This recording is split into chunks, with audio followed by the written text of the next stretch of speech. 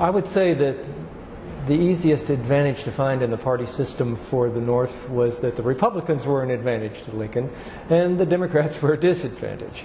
And one of the problems I see with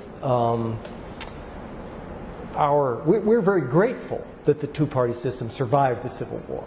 But to confuse that gratitude with its actual role in the war as a help or not is a problem. And I think when we look at that and try to think of the ways in which the two-party system was an asset in refining opinions on the war and communicating nationalism or any of those things, that one of the risks is that we overlook what was the biggest advantage that the North had. In fact, it's the most overlooked advantage in the political system, and that was the Constitution of the United States. Because the Civil War, by chance, began right at the very beginning of a presidential administration. That part of the Constitution that gave the president a 4-year term and made the president the commander-in-chief was extremely important. That meant that barring impeachment or assassination, there would be a determined Republican in the White House fighting the South until March of 1865.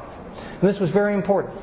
It meant that although public opinion is of importance in a democracy, the president as commander-in-chief is secure for 4 years, and temporary defeats do not have to sway his course. And so when the Union armies returned from their shocking defeat at Bull Run in the very first summer of the war, they had thrown away all their shiny new equipment. The officers led the retreat back. The soldiers followed. It was a shocking and demoralizing defeat. They arrived in Washington in a drenching rain, and they were a pathetic sight. It was the sort of thing that in a parliamentary system would bring a government down.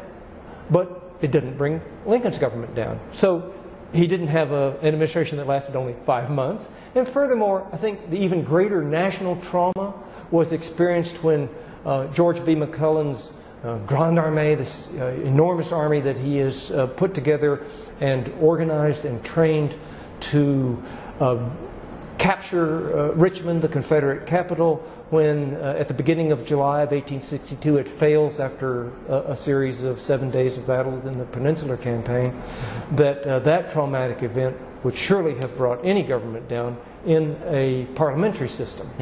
But because we have a presidential system that gives the president a secure 4-year tenure as commander-in-chief, Lincoln can, well, just look for another commander and stay the course. And it's so important, this constitutional aspect of the Civil War, that it can be said even to have determined Confederate strategy. Now, the Confederates knew the United States Constitution as well as the people of the North did, right? They knew that there was a determined Republican in the White House who was going to assault, bombard, and attack them for 4 solid years.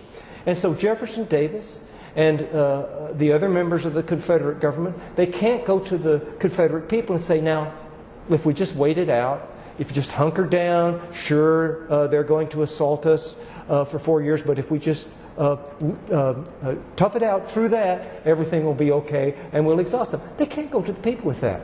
They have to take action.